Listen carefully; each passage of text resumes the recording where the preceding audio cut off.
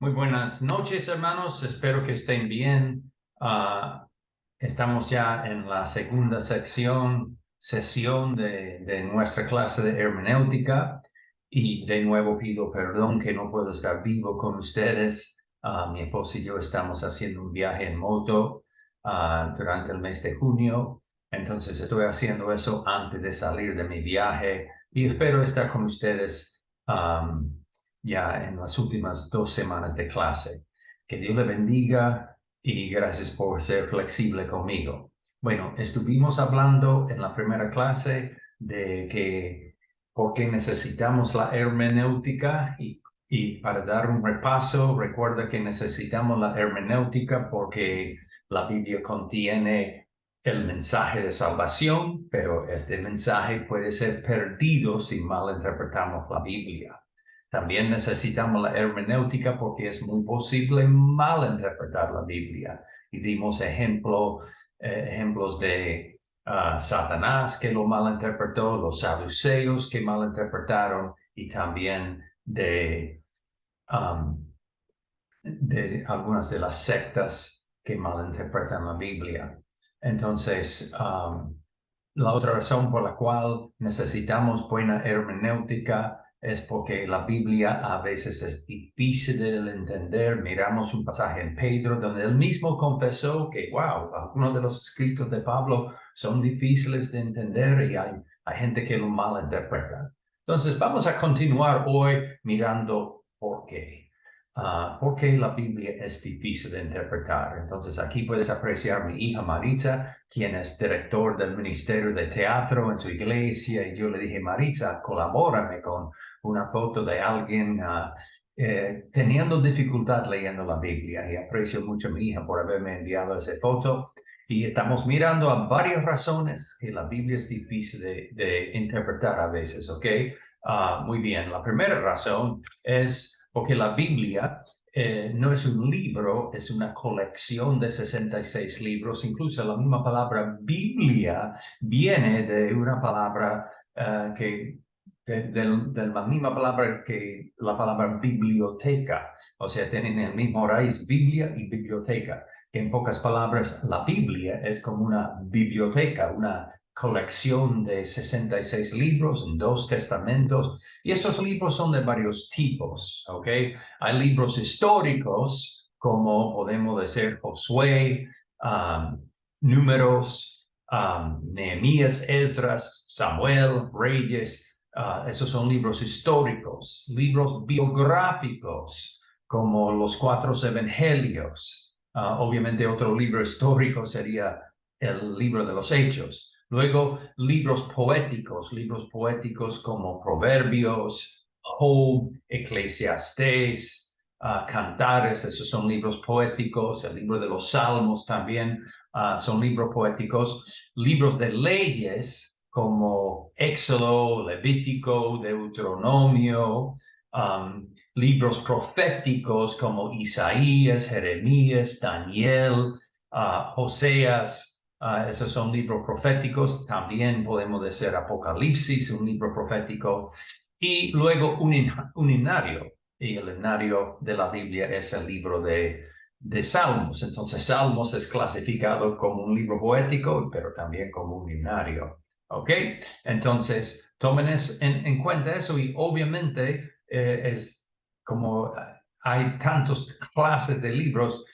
Tenemos que entender bien la hermenéutica porque no puedes leer un pasaje, no puedes interpretar un pasaje de un libro poético en la misma manera que vas a interpretar un pasaje de un libro histórico, porque los libros poéticos tienen más expresiones, figuras retóricas, palabras simbólicas, metáforas, símiles, prosopopeya, etc. ¿Ok? Y vamos a aprender todo eso en la clase. ¿Ok?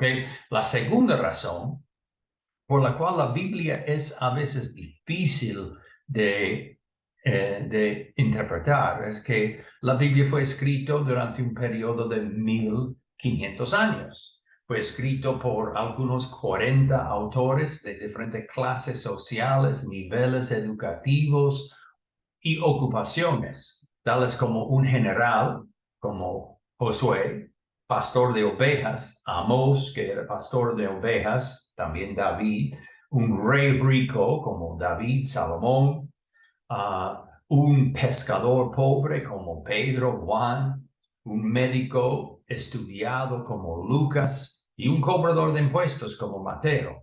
Y cuando leímos, por ejemplo, el Nuevo Testamento en el griego original, el griego de Lucas está bien elocuente, bien fluido, con un vocabulario bien amplio. Leímos la epístola de Pedro y es un griego muy rústico. El Evangelio de Juan, un griego muy rústico, porque un pescador no va a tener la misma elocuencia de un cobrador de impuestos como Mateo estudiado. Entonces se nota una diferencia, pero también se confirma para nosotros que la Biblia no fue inspirado con lo que llaman la dictación. O sea, el Espíritu Santo no simplemente dictó las palabras. Si fuera así, pudo haber sido escrito la Biblia por una sola persona.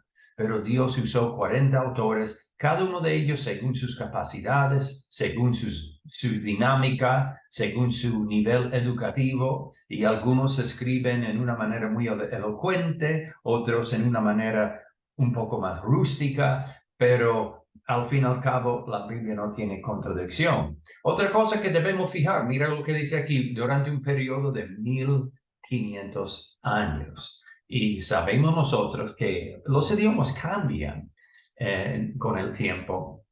Si miramos a nuestra cultura, en los últimos 20 años han añadido unas cuantas palabras. Ahora tenemos la palabra whatsappear, el verbo, te voy a whatsappear. Hace 10 años esa palabra no existía. Tenemos la palabra USB. Hace 20 años no existía la palabra USB. Hace 30 años no existía la palabra celular. Todas esas son palabras. Chip.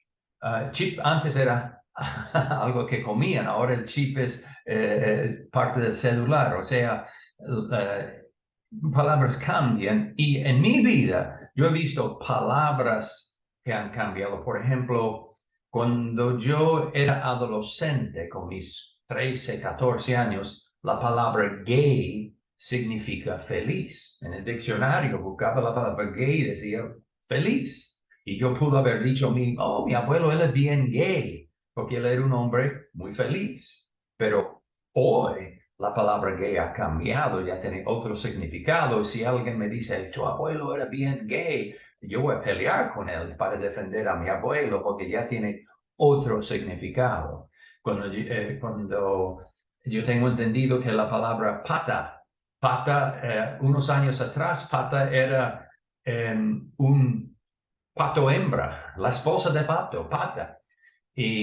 O de pronto la pierna de un animal, pero ahora pata es como un amigo, él es mi pata, él es mi pata. En Colombia, pata es un pasajero en la moto, si él es mi pata. Hacían leyes en Colombia, hay ciertas ciudades donde no puedes andar con pata en su moto porque por el robo. Entonces, pata tiene otro significado. La palabra ha cambiado en solo 20, 30 años. Entonces, imagínense en 1500 años algunas de las palabras que Moisés utilizó en el Pentateuco, de pronto ya los profetas tienen otro significado y en el Nuevo Testamento más diferente todavía. Entonces tenemos que entender eso y ese hace la Biblia un poquito difícil de entender. La tercera razón es que la Biblia fue escrita en diferentes lugares. Fue escrito en el desierto, por ejemplo, por Moisés. Fue escrito en el palacio real por Salomón, de pronto por David. En la cárcel por Pablo. En una isla de exilio por Juan. Y en varias ciudades de Asia, Europa, por Pedro, por Juan, por Pablo. Entonces, ellos escribían en diferentes ambientes y incluyen en sus escritos Moisés cuando menciona los animales que uno puede comer, las plantas, son plantas del desierto, animales del desierto. Cuando Pablo menciona la armadura del Espíritu, está mencionando cosas que él vio en sus viajes misioneros, ¿ok? Diferentes lugares. Los autores tan bíblicos utilizaban palabras, frases e ideas de su cultura que son muy distintas a nuestra cultura. Por ejemplo, como acabamos de decir, cuando Pablo describía la armadura del Espíritu, él, según algunos cuantos eruditos, él estaba encadenado a un soldado y estaba mirando constantemente al soldado. Entonces él dijo, ponga el yelmo de salvación, la coraza de justicia, el escudo de la fe. Muy bien, está hablando en cuanto a su cultura. Y cuando leemos Jueces 19, un pasaje muy difícil para nosotros entender, que una persona recibe unas visitas y cuando llegan a la casa una multitud de personas queriendo abusarse sexualmente de sus visitas, el dueño de la casa sale y dice, oh, no, a mis visitas, no, mira, aquí voy a sacar mi esposa y mis 2 hijas vírgenes, hagan con ellas lo que tú quieres, pero deja mis visitas. Wow, para nosotros eso es bien difícil de entender porque no comprendemos la cultura de aquel entonces. ¿Cómo voy a ofrecer a mis hijas vírgenes, a mi esposa, a una turba de hombres que quieren abusarse de ellos? En vez de mi visita, pero en los tiempos bíblicos la visita era sumamente importante y cuidar a su visita era muy importante. Y entonces estas cosas culturales nos hacen la Biblia un poco difícil de interpretar. Y luego los autores bíblicos utilizaban muchas figuras retóricas, o sea, como hemos dicho, metáforas, símiles, hipérbole, parábolas, alegorías, y son difíciles de interpretar. Por ejemplo, la Biblia menciona que Dios nos quiere cubrirnos con sus plumas, sus alas. O sea, podemos concluir que Dios tiene alas, que Dios tiene plumas. No, eso es una figura retórica. El libro de los Salmos dice que la justicia y la paz se besaron. Wow, ¿cómo fue la justicia y la paz que no tienen labios, que no tienen personalidad, que no son personas? ¿Cómo pueden ellos besar? ¿Cómo pueden las montañas batir sus manos y los ríos alegrarse? Bueno, obviamente esas son expresiones, figuras retóricas. Entonces, estos nos hacen que la Biblia a veces es difícil de entender y por eso necesitamos la hermenéutica. Otra cosa es que la Biblia, número 6, la Biblia fue escrita originalmente en hebreo y griego, una pequeña parte en arameo, ¿ok? Y lo que nosotros leemos hoy en día en nuestra Reina Valera o en nuestra nueva versión internacional o en la nueva versión viviente, estamos leyendo una traducción del griego y hebreo.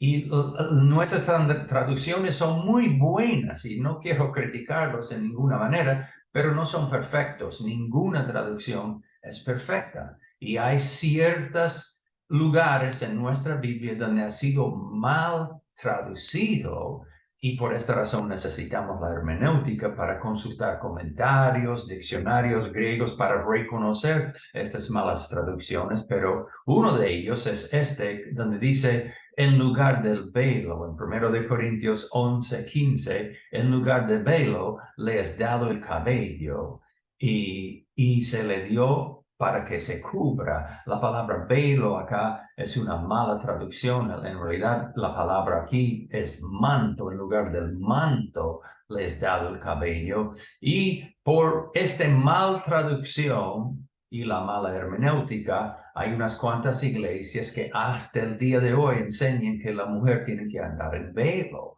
y las mujeres tienen que usar velo, y hay otros que malinterpretan ese pasaje y dicen que la mujer no debe cortar su cabello. Incluso en la iglesia de Dios durante muchos años decíamos que la mujer, décadas decíamos que la mujer no puede cortar su cabello.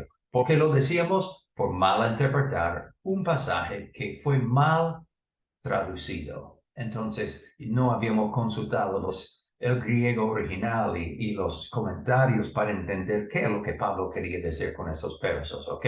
Entonces, decimos, repito, que la Biblia a veces es difícil de interpretar por todas estas razones. Y por fin, número 7, hay muchas contradicciones aparentes en la Biblia. Contradicciones aparentes. ¿Ok? Yo quiero decirles que yo creo en la Biblia 100%. Yo creo que la Biblia no tiene ni un solo error, ninguna contradicción legítima. Pero hay lo que llamamos contradicciones aparentes, que quiere decir a la primera vista parece que es una contradicción. Vamos a considerar algunas de estas contradicciones y lo que quiero que ustedes vean es, para cada una de esas contradicciones hay una respuesta. ¿Ok? Muy bien. En Primero de Crónicas, capítulo 21, verso 1, narra la historia del censo de David, el pecado de David en hacer un censo, contar los soldados disponibles en Israel. Y Primero de Crónicas dice, Satanás se levantó contra Israel y provocó a David que hiciera un censo del pueblo de Israel. O sea, según Crónicas, es Satanás que provocó a David a hacer el censo. Pero leemos el pasaje paralelo en 2 de Samuel, y 2 de Samuel, obviamente la misma historia, el mismo pecado, el mismo censo, los mismos personajes. Pero dice una vez más, el enojo del Señor ardió contra Israel y provocó que David les hiciera daño al levantar un censo. Entonces tenemos un libro de la Biblia que dice que Satanás provocó a David a hacer el censo y otro libro que dice que el Señor provocó a David a hacer el censo. Entonces preguntamos, ven acá, ¿quién fue? ¿Fue Satanás o fue el Señor? Obviamente es una contradicción aparente a la primera vista, parece una contradicción, pero en realidad no es ninguna contradicción y les enseño acá un principio. Cuando hay una ocasión que la Biblia cuenta una historia de dos puntos de vista y usted pregunta, ¿cómo puede ser? ¿Fue Satanás o fue Dios? Recuerde que fue las dos cosas. Fueron ambos. ¿Quién levantó a David a hacer el censo? Satanás y el Señor. Satanás tenía su propósito y él obró en David provocándole a hacerlo para realizar su propósito. Dios tenía otro propósito y Dios movió a David para hacer el censo para cumplir con su propósito. Ambos estaban involucrados y no es ninguna contradicción. ¿Cuál fue el propósito de Satanás? Destruir a Israel. ¿Cuál fue el propósito del Señor? Necesitaba un terreno para el templo y él orquestó todo ese asunto para que cuando David cayera, él permitió que el diablo lo provocara y que él pecara y que él hiciera el censo. Y cuando vino el castigo y el ángel del Señor está al punto de destruir a Jerusalén, David ve el ángel en un terreno y él dice, necesito ofrecer un sacrificio en ese terreno, en edificar un altar en ese terreno para que el ángel no destruya Jerusalén. Y él rápidamente compra el terreno, edifica un altar y ofrece un sacrificio en ese altar. Y en ese mismo terreno que compró David, Salomón edificó el templo del Señor. Entonces el Señor tenía un propósito de conseguir ese terreno y Satanás tenía otro propósito, destruir a Israel. Obviamente el propósito de Dios prevaleció, pero ambos estaban involucrados y no hay ninguna contradicción. Consideramos otro, en el mismo pasaje del censo, vemos que los números no concuerdan. En 2 de Samuel había 800,000 soldados en Israel y 500,000 en Judá. Pero según Crónicas había 1,100,000 soldados en Israel y solo 470 en Judá. Y ese parece una contradicción. Ven acá, ¿cuántos había? ¿Había 800 o había 1,100,000? ¿Había 500,000 o había 470,000 en Judá. Y otra vez recuerda, cuando la Biblia dice dos cosas, ¿qué pasó? Ambas cosas pasaron. Y la clave de eso es esta palabra, competentes. Había 800 guerreros competentes. Aquí solamente dice 1,100,000 guerreros, no dice competentes. La palabra competentes en hebreo es chajin.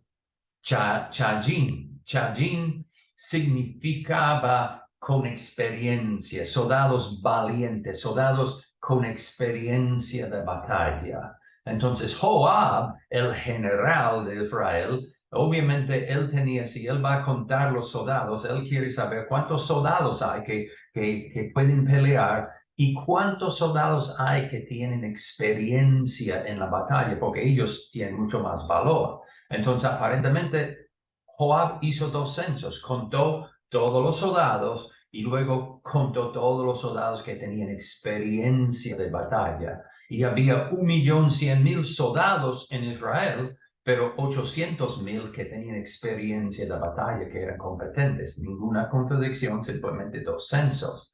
Y en cuanto a los 500 en Judá y los 470,000 en Crónicas, también hay una fácil manera de reconciliar eso cuando uno estudia, y eso es parte de la hermenéutica, conocer tu cultura, tu geografía bíblica. Y cuando estudiamos la geografía bíblica, vemos que en el mapa está, en el sur, está Judá, y dentro de Judá está el tribu de Benjamín. O sea, los 12 tribus tenían su tierra y la tierra de Benjamín estaba dentro de Judá, del territorio de Judá. Entonces, muchas veces cuando contaban Judá, incluían los de Benjamín, porque eran dentro de Judá. Entonces, aparentemente, Joab contó los de Judá sin Benjamín, 470,000, y también los contó con Benjamín, con los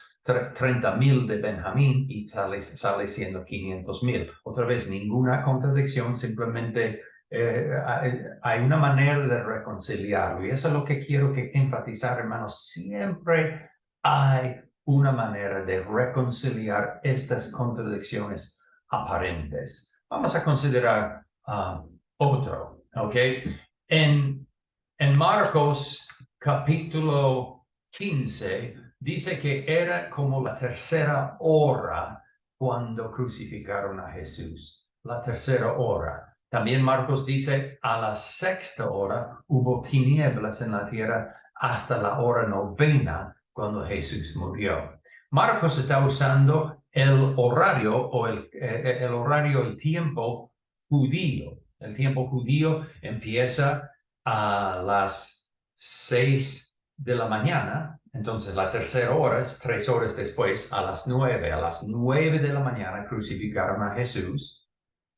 A la 6ª hora, eso es 6 horas después de que se levanta el sol, a las 12 de la tarde. Y la 9 hora es, la 9ª hora es 9 horas después de las 6 de la mañana, o sea, a las 3 de la tarde, ¿ok? El problema es Juan capítulo 19 nos dice que era la preparación de la Pascua, y como la hora sexta, 6 horas después de que se levanta el sol, eso es mediodía. Entonces dijo a los judíos Pilato, aquí tienes a vuestro rey. O sea, hay una contradicción aparente acá, que Marcos nos dice que a las 9 de la mañana Cristo fue crucificado, a las 12 llegó la oscuridad y a las 3 de la tarde él murió. Juan nos dice a las 12 de la tarde, la hora sexta, él estaba todavía delante de Pilato. ¿Cómo podemos reconciliar eso? ¿Ok? Hay algunos que piensan que de pronto crucificaron a Jesús a las 9 y luego Pilato quería entregarlo un poquito más, entonces mandó a sus soldados, bájalo y tráigamelo, y hizo más preguntas y luego volvieron a clavarlo, pero esta es una locura, obviamente no fue así.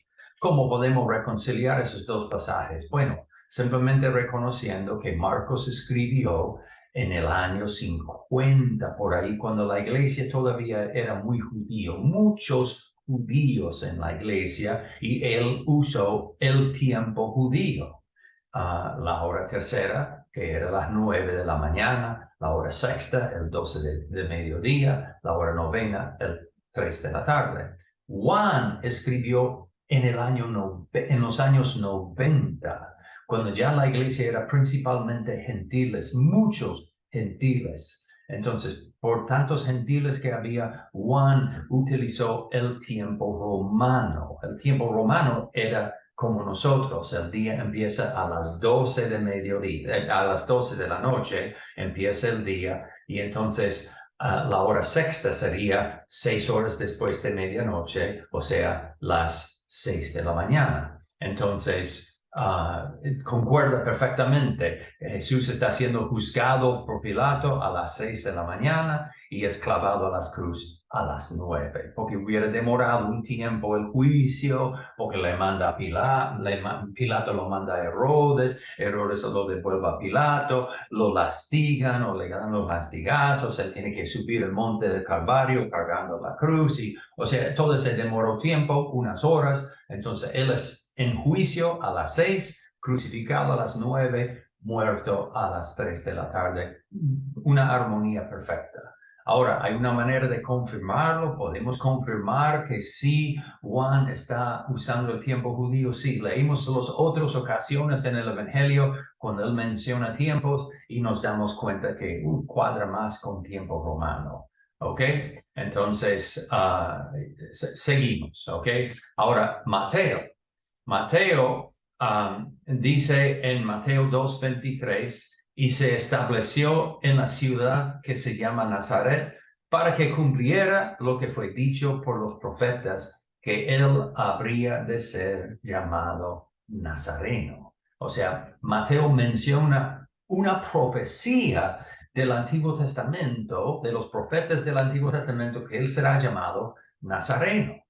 El problema es que no hay ningún pasaje en el Antiguo Testamento que mencione Nazareno. La palabra Nazareno ni aparece en el Antiguo Testamento, mucho menos una profecía diciendo que el Cristo será llamado Nazareno. Entonces, muchos críticos, ellos dicen, brutos evangélicos, ¿cómo pueden ustedes confiar en la Biblia? Está llena de contradicciones. Mentira, está llena de contradicciones aparentes, pero siempre hay una solución. ¿Cuál es la solución? La solución es reconocer que en la mayoría, en las otras profecías, Mateo dice para cumplir lo que fue dicho por el profeta. El profeta, a veces dice el profeta Isaías, el profeta Jeremías, el profeta Zacarías, pero en ese caso él no dice el profeta, sino dice los profetas. Entonces nos damos cuenta que Mateo no está pensando en una profecía específica, está pensando en una idea general de todos los profetas. Y ahora, recuerden la hermenéutica, queremos conocer nuestra geografía, y si estudiamos la geografía, nos damos cuenta que en Antioquía, que quedaba al norte al norte de Palestina, era la tercera ciudad del Imperio Romano, después de Roma, Éfeso, luego Antioquía. Y Antioquía era la tercera ciudad, una ciudad muy importante, y Cesarea era la capital de Palestina y era una ciudad muy importante. Ahí vivía Poncio Pilato, Félix, Festo. El gobierno romano representado en Palestina estaba en Cesarea. Entonces, constantemente había movimiento de soldados desde Antioquía hasta Cesarea. Estaban subiendo y bajando y había una carretera romana donde pasaban esos soldados, y justamente en el medio de esos dos lugares estaba la ciudad de Nazaret. Y Nazaret llegó a ser un lugar donde los soldados que estaban subiendo o bajando paraban en Nazaret para pasar la noche. Y ustedes saben muy bien, donde quiera que hay soldados pasando la noche, los soldados van a querer comida, entonces Nazaret va a tener restaurantes, van a querer mujeres, entonces Nazaret va a tener prostitutas, quieren cantina para tomar, y Nazaret tenía muchos bares o cantines, y entonces llegó a ser una ciudad sumamente corrupta, conocido en toda Palestina por su corrupción, Nazaret. Recuerda lo que dijo Natanael cuando Felipe le dijo, hemos encontrado el Mesías, Jesús de Nazaret. ¿Y qué dijo Natanael? Nazaret. ¿De Nazaret puede salir algo de bueno? No. Entonces, Nazaret tenía una reputación muy fea. Era un pueblo corrupto, un pueblo de rechazo. Cualquier persona de Nazaret fue como una persona rechazado, una persona con mala fama, con mala reputación. Y esta es la idea general de los profetas. Todos los profetas decían que el Mesías iba a ser un hombre rechazado, un hombre no aceptado, con mala reputación, con mala fama, y así mismo fue. Jesús no fue muy bien recibido. Entonces, en este sentido fue llamado Nazareno, un hombre de rechazo. Entonces, no hay ninguna contradicción, simplemente una contradicción aparente. ¿Ok? Seguimos. Espero que no se han aburrido todavía con estas contradicciones aparentes. ¿Ok? Leímos Mateo capítulo 10. Jesús está dando instrucciones a los 12, está al punto de enviar los 12 a hacer una misión. Y él dice a ellos, mira, cuando ustedes vayan, solo van a llevar lo más esencial, no van a llevar cosas extra. Ese no es un viaje de turismo, es un viaje ministerial. Y él dice, no llevan bolsos de viaje con una muda de ropa, ni con sandalias, ni siquiera llevan bastón. ¿Qué es un bastón? Un bastón es este palo acá, un bordón o que usaban como una barra y ayudaba a una persona a caminar. Se puede caminar más fácil. Yo que me gusta caminar en los bosques de los Estados Unidos, siempre ando con mis dos bastones para ayudarme. Y uno puede caminar mucho más fácil y no se cansa tanto cuando tiene su bastón. Entonces, pero Marcos dice el mismo pasaje cuando Jesús está enviando a los 12, dice, y les dijo que no llevan nada para el viaje, ni comida, ni bolso de viaje, ni dinero, sino solo un bastón. Y bueno, otra vez yo me atrevo a decir, a mí no me importa. Ya no usamos tanto el bastón hoy en día, entonces a mí no me importa si Cristo dijo lleva el bastón o no lleva el bastón, pero los críticos que siempre le gustan buscar contradicciones en la Biblia, ellos van a decir, bruto evangélico, ¿cómo tú puedes confiar en la Biblia? Está llena de errores. Y usted va a decir, no, la Biblia no tiene errores. Ellos van a mostrarle eso y tirarlo en su cara y decir, pero mira, aquí Jesús dijo que no lleva bastón. Y acá él dijo, lleva solo el bastón. ¿Cuál dijo, pues? Fruto evangélico. Y bueno, a veces nosotros, no sé. Pero en realidad, este no es una contradicción, es una contradicción aparente. Y otra vez, recuerda el principio que les enseñé. Cuando la Biblia dice dos cosas, ¿cuál sucedió? Ambos. Aparentemente, Cristo dijo ambas cosas. Sí, y aquí necesitamos conocer nuestra hermenéutica, nuestra cultura. Parte de la hermenéutica es entender la cultura, y en la cultura de aquel entonces el bastón era importante para los que caminaban mucho. No había autos, muchos no tenían caballo o burro y caminaban, y un bastón les ayudaba. Y el bastón era esencial para una persona de mayor edad, más de 30 años, necesitaba su bastón. Los jóvenes podían ir sin bastón sin problema porque son jóvenes, pero los mayores necesitaban su bastón. Entonces, aparentemente Cristo, y recuerda que entre los apóstoles había diferentes edades. Juan era muy joven, corría rápido. Pedro era más mayor, de pronto era trentona, con la misma edad de Cristo. Entonces, posiblemente Jesús dijo ambas cosas. Él dijo, no llevas nada que no necesario, ni siquiera un bastón.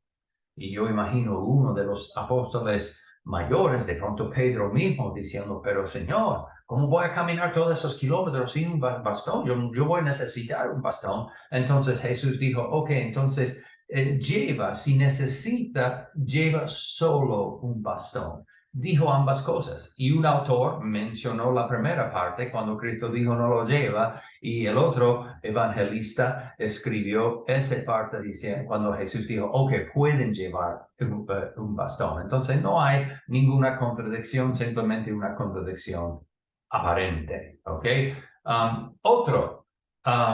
Vemos que en cuanto a la sanidad del Bartimeo, Marcos menciona un mendigo, Lucas está de acuerdo, Lucas menciona un mendigo ciego, Marcos hasta nos da su nombre, Bartimeo, pero Mateo cuando cuenta la misma historia, y es obvio que es la misma historia porque es cerca de Jericó, en el mismo lugar, grita el ciego o los ciegos, Hijo de David, tenga misericordia, el multitud calla, los ciegos, y ellos vocean aún más duro y Jesús los llama y les dice, les pregunta qué quieren, queremos nuestra sanidad y Jesús los sana. O sea, es la misma historia, pero en Mateo hay dos ciegos. Wow. Entonces, al fin y al cabo, ¿cuántos había? Había uno, había dos. Debemos entender que en realidad no es una contradicción, ni siquiera una contradicción aparente, eso es simplemente información adicional.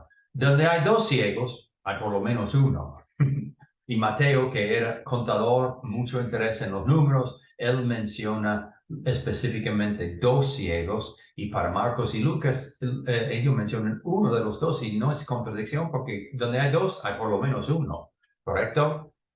Y van a ver eso en otra ocasión, en el endemoniado de Gadara.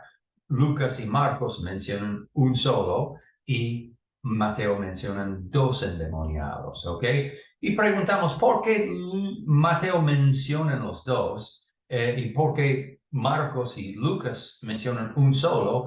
Bueno, concluimos que de pronto Mateo, como era cobrador de impuestos, era prácticamente un contador, muy importante para él los números, mencionan los dos. De pronto Marcos y Lucas solo mencionan el que era más prominente. Hay dos posibilidades. Puede ser que Bartimeo voceaba mucho y el otro era como tímido. Ay, por favor, me está dando vergüenza. Y entonces ellos solo mencionan el prominente. O puede ser que después de la sanidad, Bartimeo llegó a ser conocido en la iglesia, un seguidor de Jesús, un miembro de la iglesia primitiva, mientras que el otro ciego desapareció del escenario. Entonces ellos solo mencionan el que llegó a ser miembro de la iglesia. No sabemos por qué, pero obviamente no, para ellos no era importante el otro ciego en esta historia, entonces no lo mencionan, pero no hay ninguna contradicción. Pero una buena contradicción aparente es que Marcos y Mateo dicen que este milagro sucedió cuando Jesús cuando salían de la ciudad de Jericó, él sanó a Bartimeo. Y Lucas dice, no, era al acercarse a Jericó que sucedió esa sanidad.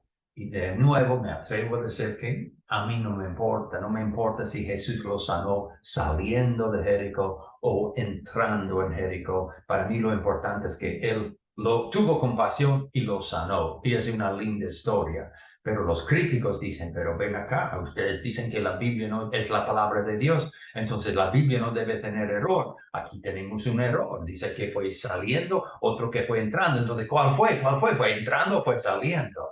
Y en realidad nosotros no sabíamos, decíamos, no sé. Pero luego los arqueólogos nos dieron la respuesta. Los arqueólogos descubrieron que había dos ciudades de Jericó. Aquí el Jericó tradicional, que fue reedificado en los tiempos del Antiguo Testamento, y luego cuando Herodes era rey, él edificó un palacio del invierno en Jericó porque era mejor clima que Jerusalén, porque Jerusalén estaba acá en la sierra y eso estaba en los llanos, mejor clima, más favorable, y alrededor del palacio de Herodes se edificaron una pequeña ciudad, porque él necesitaba sus panaderos, su entretenimiento, sus masajistas, sus contadores, Y entonces había una pequeña ciudad que era llamado el Jericó de Herodes. Y era 1 kilómetro de distancia del otro Jericó. Entonces tenemos un Jericó acá, otro Jericó acá, y aparentemente Bartimeo estaba entre los dos Jericós. Y Mateo y Marcos dicen saliendo de Jericó, y ellos tenían razón porque Jesús acaba de salir de Jericó. Y Lucas dice acercando a Jericó, y él también tenía razón porque donde iba Jesús iba rumbo al otro Jericó. Entonces, otra vez vemos que aunque hay una contradicción aparente, hay una solución. Y para saber esta solución necesitamos la hermenéutica, que nos ayuda a interpretar bien la palabra de Dios. Otra contradicción aparente es que Mateo dice que aquí en realidad hay dos contradicciones aparentes. Uno dice que Judas tiró las monedas de plata en el templo y salió y se ahorcó. Entonces, ¿qué hizo Judas con la plata? Lo tiró en el templo.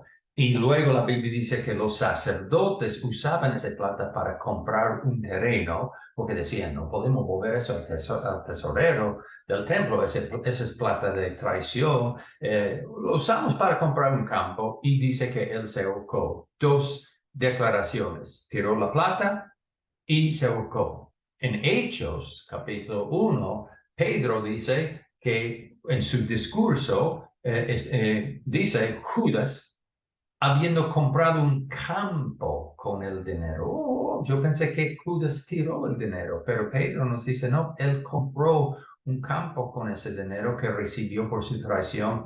Y no dice que se ahorcó, dice que cayó de cabeza y se le reventó el cuerpo y se derramaron los intestinos. Wow, dos contradicciones aparentes. Y otra vez los críticos van a decir, ven acá, bruto evangélico, explícame eso.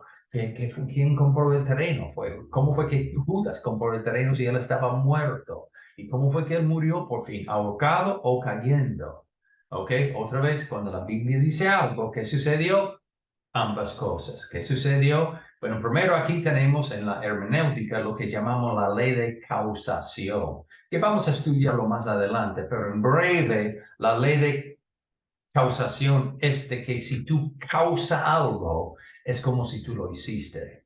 Entonces, cuando Judas tiró la plata en el templo, él fue la causa por la cual los sacerdotes usaban esa plata para comprar un terreno. Entonces, en cierta manera, la Biblia puede decir que Judas lo compró, aunque Judas no lo compró, él causó que fuera comprado. Entonces, no es ninguna contradicción, es una ley de hermenéutica, la ley de causación.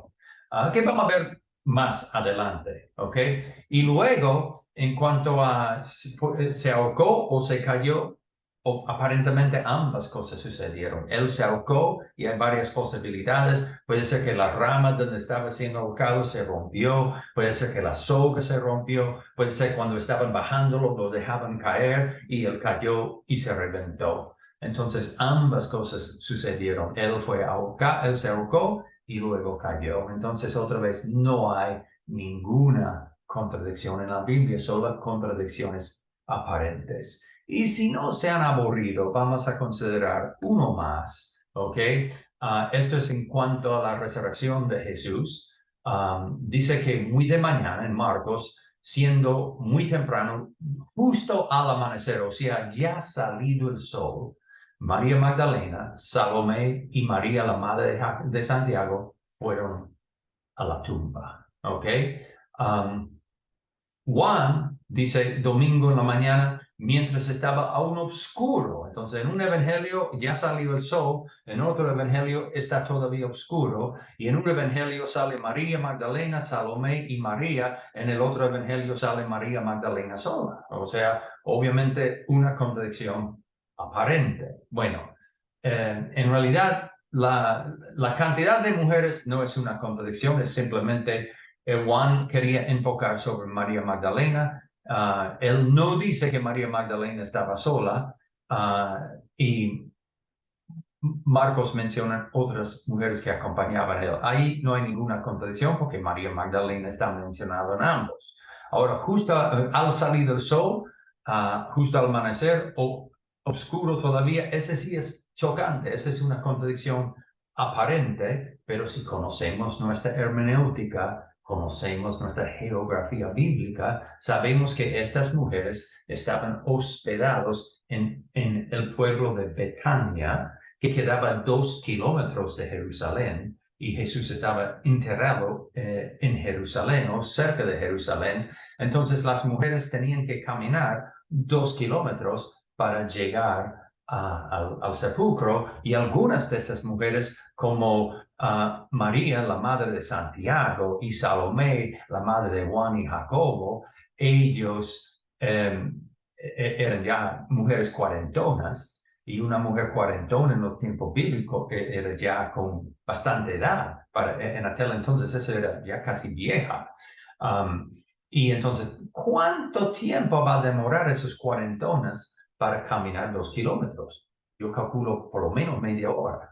Entonces, ¿qué sucedió? Salieron de Betania, siendo aún oscuro, y en la caminata de media hora empieza a levantarse el sol y llegan al sepulcro justo al amanecer. Ya ha salido el sol, ya todo está claro, y uno de los evangelistas está haciendo referencia al tiempo cuando llegaron al sepulcro, y el otro autor está mencionando cuando salieron para el sepulcro. Otra vez, ninguna contradicción, simplemente diferentes detalles, ¿ok?